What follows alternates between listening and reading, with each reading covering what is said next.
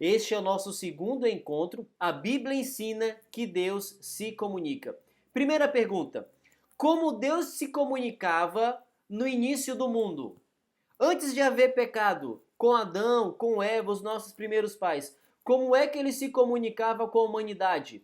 Gênesis capítulo 3, o verso de número 9, nós encontramos a resposta, que é a seguinte: E o Senhor Deus chamou o homem e lhe perguntou: onde você está? Então, no Éden, logo no começo, Deus falava junto com Adão e com Eva. Este era a forma criada por Deus para conversar com a gente. Da mesma forma como você está me ouvindo aqui neste momento, era desta forma que Deus se comunicava com a humanidade. Só que isso mudou com o passar do tempo. E aí nós entramos na nossa segunda pergunta: o que interrompeu essa forma direta de comunicação? Isaías 59, o verso de número 2, nós encontramos a resposta: mas as iniquidades de vocês fazem separação entre vocês e seu Deus, e os pecados que vocês cometem o levam a esconder o seu rosto de vocês, para não ouvir os seus pecados. Olha só que interessante que a Bíblia diz. Hoje, você não pode ouvir Deus, você não pode se comunicar com Deus da mesma forma que você está me vendo e me ouvindo aqui agora, porque os nossos pecados fazem separação entre nós e Deus. E devido a isso, não é mais possível que Deus converse com a gente da mesma forma que acontecia lá no Jardim do Éden no passado. O plano de Deus, o ideal, era Deus conversando face a face. Depois do pecado, isso não foi mais possível. Quando nós avançamos para a nossa terceira pergunta, depois do pecado, que outros meios Deus passou a usar para se comunicar com a humanidade, que agora é pecadora? Hebreus capítulo 1, o verso 1 e 2, nós encontramos a resposta. Antigamente, Deus falou muitas vezes e de muitas maneiras aos pais pelos profetas, mas nesses últimos dias nos falou pelo Filho, a quem constituiu herdeiro de todas as coisas e pelo qual também fez o universo. O que esse texto está dizendo é que nós podemos ouvir a Deus através de duas formas. Deus fala através dos profetas. Os profetas são pessoas escolhidas por Deus para receber a sua revelação e através de um processo chamado inspiração, que será uma próxima pergunta, ele então transmite a revelação de Deus para nós seres humanos. A outra forma que Deus encontrou de conversar conosco foi através do seu próprio Filho, Jesus. Então hoje nós temos duas formas de nós conhecermos a vontade de Deus. É através dos profetas, Bíblia, e através de Jesus, que também tem a sua história, a sua biografia nos evangelhos. Mateus, Marcos, Lucas e João. Com o que a Bíblia pode ser comparada? Salmo 119, 105 fala o seguinte: lâmpada para os meus pés é a tua palavra, é luz para os meus caminhos.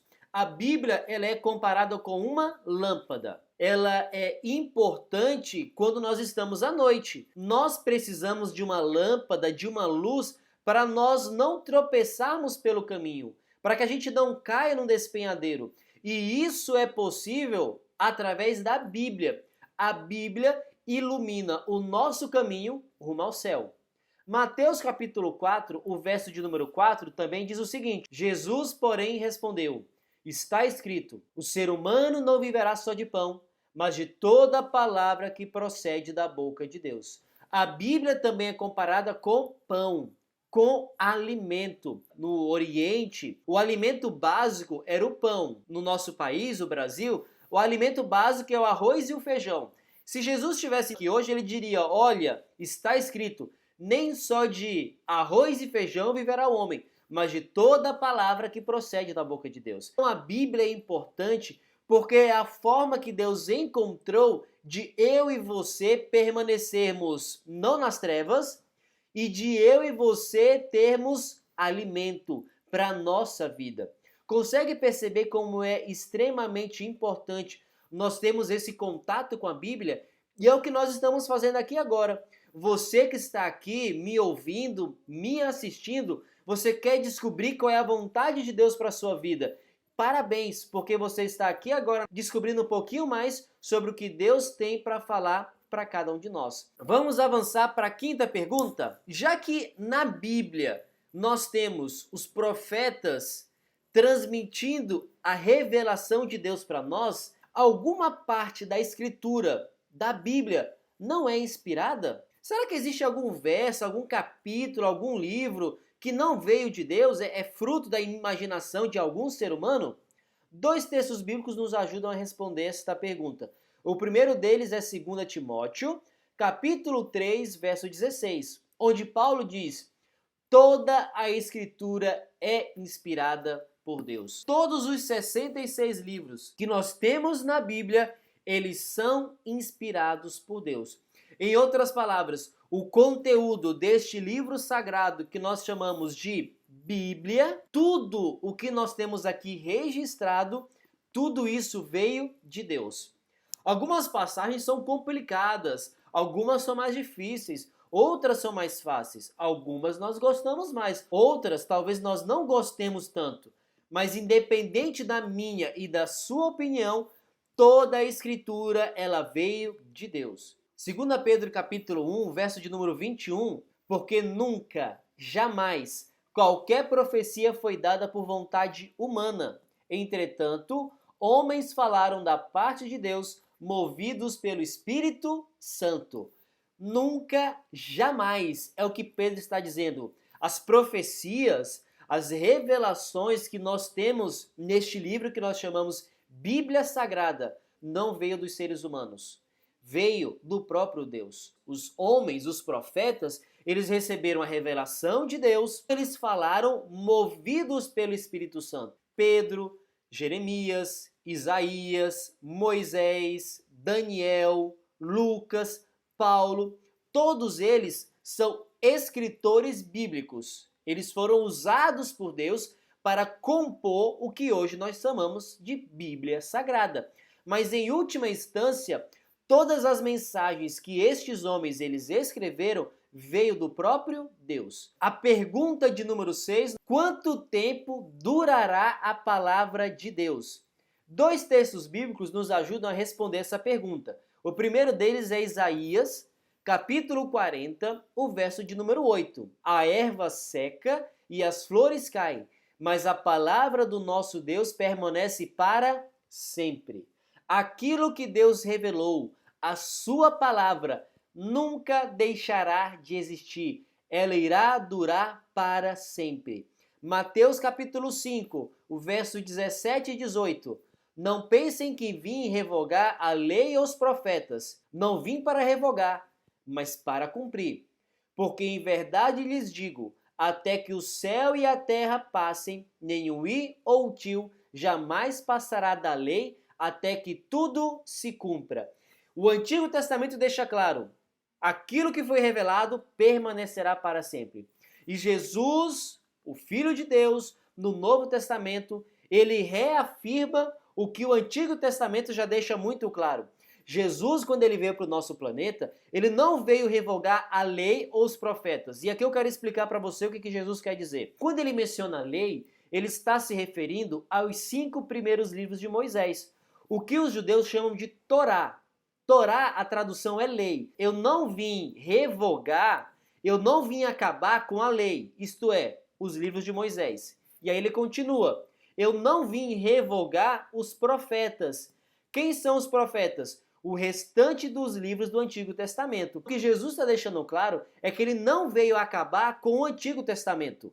Ele veio cumprir. Cumprir o quê?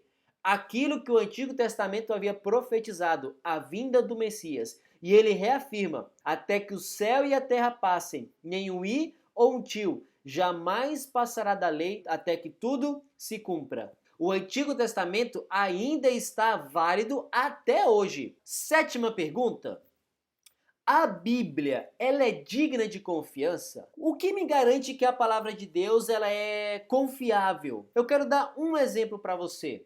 Um exemplo que é chamado profecia. Quando um profeta, ele recebe uma revelação do que aconteceria no futuro. Ninguém pode saber o que vai acontecer no futuro, à exceção de quem conhece o futuro, que é o próprio Deus. Nós temos inúmeras profecias que, antes do fato acontecer, elas já falaram do que iria acontecer. E eu quero dar somente um exemplo, porque o nosso tempo aqui ele é bastante curto. Isaías 45, o verso 1 e o verso 13 diz o seguinte: Assim diz o Senhor ao seu ungido, a Ciro: Eu, na minha justiça, suscitei Ciro.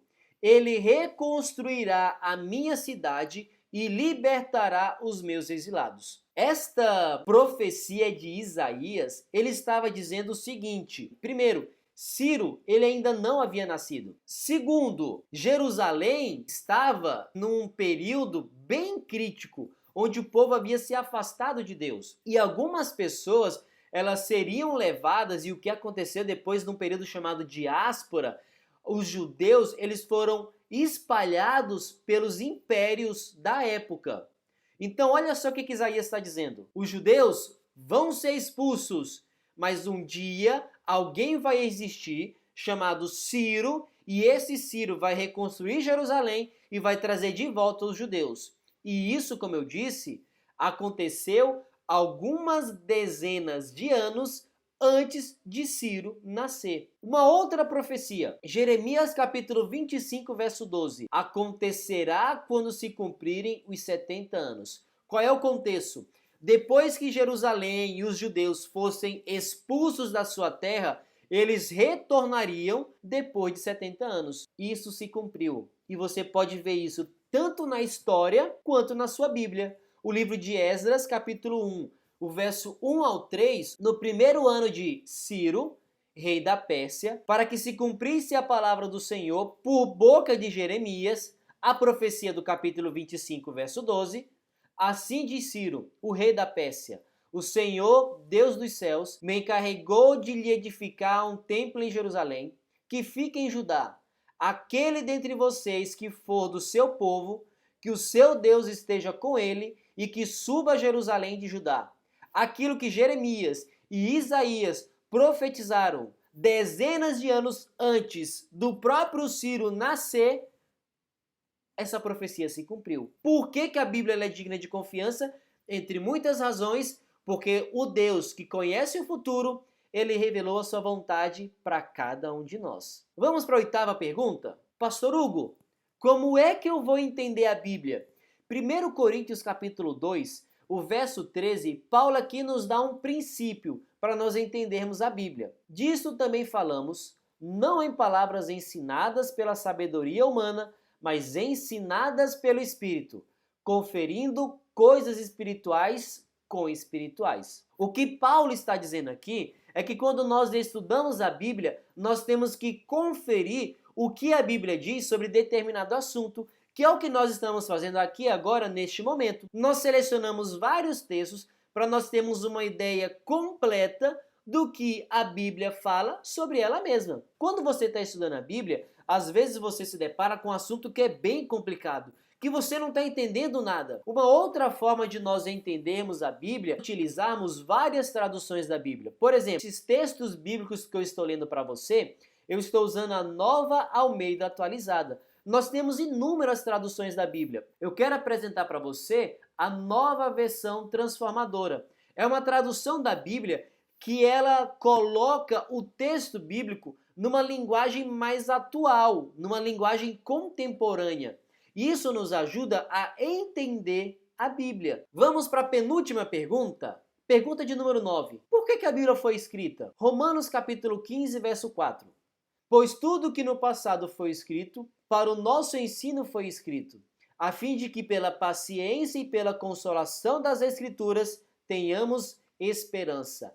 A Bíblia foi escrita e hoje nós temos 66 livros inspirados por Deus ao meu e ao seu dispor para que nós tenhamos esperança. A Bíblia, de Gênesis a Apocalipse, ela mostra Deus, ele entrando na história, Deus se relacionando com vários seres humanos, alguns que aceitaram a sua graça, outros que rejeitaram a misericórdia divina. Deus sempre está à nossa procura para que nós sejamos salvos por Ele. Quando nós vamos para as profecias bíblicas e nós entendemos que Deus tem o controle da história e sabe o que vai acontecer no futuro, tudo o que está registrado na Bíblia é para que nós tenhamos esperança. Porque nós podemos saber que Deus está no controle da história, Ele conhece o nosso futuro e Ele pode salvar a cada um de nós. Você que está aqui agora me acompanhando, você que está me ouvindo, tenha certeza, através da Bíblia, você pode ter muito claro, Deus ele te ama e Ele quer te salvar. O segundo texto que eu quero apresentar é 2 Timóteo capítulo 3, o verso 16 e o verso 17. Toda a Escritura é inspirada por Deus e útil para o ensino, para a repreensão, para a correção, para a educação na justiça, a fim de que o servo de Deus seja perfeito e perfeitamente habilitado para toda boa obra. Esse é um dos textos mais completos do porquê que a Bíblia é tão importante para cada um de nós. Por que que Deus deixou registrado as suas palavras num livro? A Bíblia ela é útil para o ensino. O que que isso quer dizer? A Bíblia nos ensina qual é a vontade de Deus, qual é o caminho correto. Só que às vezes nós nos desviamos da vontade de Deus. Então a Bíblia nos repreende. Olha, Hugo, você está fugindo da vontade de Deus. Isso não é correto. Isso que você está fazendo é pecado. Quando nós fazemos algo que é contrário à vontade de Deus, quando nós lemos a Bíblia, nós somos repreendidos por essa Bíblia. Ela nos corrige. Quando ela nos corrige, nos leva novamente para a vontade de Deus, para o caminho certo, para o caminho correto. Com que objetivo? Para que nós sejamos pessoas educadas pela palavra de Deus. E o objetivo final é que nós sejamos pessoas perfeitas. Você e eu, nós podemos ser perfeitos? Podemos. Quando nós aprendemos com a Bíblia, quando nós somos repreendidos pela Bíblia e quando nós somos corrigidos pela Bíblia, tornamos pessoas maduras, educadas, nós podemos ser perfeitos. E quando eu falo perfeito, entenda, não é sem pecado. É ter uma vida de acordo com a vontade de Deus. Nós vamos entrar na nossa última pergunta. O que ocorre com quem é fiel à Bíblia? Salmo 119, 1. Bem-aventurados os irrepreensíveis no seu caminho, que andam na lei do Senhor. O que significa a palavra bem-aventurado? Felizes. Felizes os irrepreensíveis no seu caminho, que andam na lei do Senhor. E agora, se você concorda com o que a Bíblia fala a respeito de que Deus ainda se comunica conosco, eu reconheço que Deus fala comigo através da Bíblia, a sua palavra, e que eu estudarei e praticarei os seus ensinos. Essa é a vontade de Deus para cada um de nós, que nós cumpramos os seus ensinos, que nós sejamos fiéis à sua palavra, porque essa é a vontade de Deus para cada um de nós.